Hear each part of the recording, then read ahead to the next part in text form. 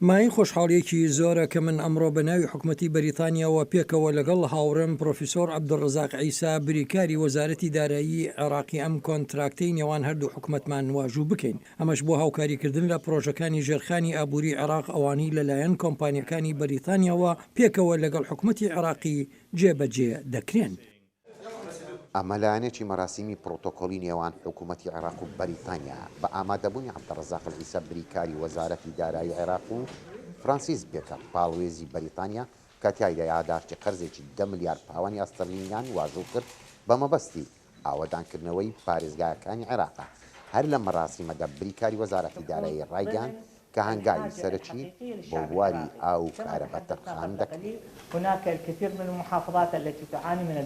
زۆرێک لە پارێزگاکان بەهۆی خراپی خزمەتگوزاریەکانی ژێرخانی ئابووریەوە دەناڵێنن، وەک پرۆژەکانی ئاو و کارەبا دەبنە سەرتۆپی پرۆژەکانی ئەم قەرزە و قەرزەکەش بە جۆرەی پێشنیارەکانی پارێزگاکاندا بەش دەکرێت.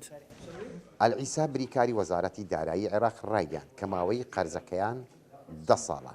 حکوومەتی عێراقیش بە ئومێدی ئەوەن کە نرخی نەوت لە ساڵانی داهاتوو بەرز بێتەوە بۆ ئەوەی ئەم جۆرە قەرزانە پڕ بکەنەوە.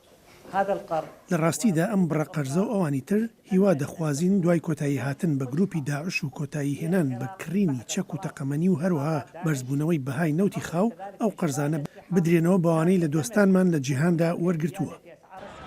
عێراق بەبارێکی هەستیاردا تێدەپەڕێن دەیان قەرزی زۆرا و زۆریشی وەرگرتەوە، بەڵام پرسیاری داڕژوا و ئەم قەرزانە چۆن پڕ دەکرێنەوە بە تایبەتی عێراق یەدەکی خۆی بەکارهێناوە بۆ ئەوەی کاروباری وڵات پێبڕێوە ببن. وڵامی پرسیاری داڕژاوەکەش لە ساڵانی داهاتوو دەدرێنەوە. لە بەغداوە نزار عەبدوڵڵا، دەنگی ئەمریکا.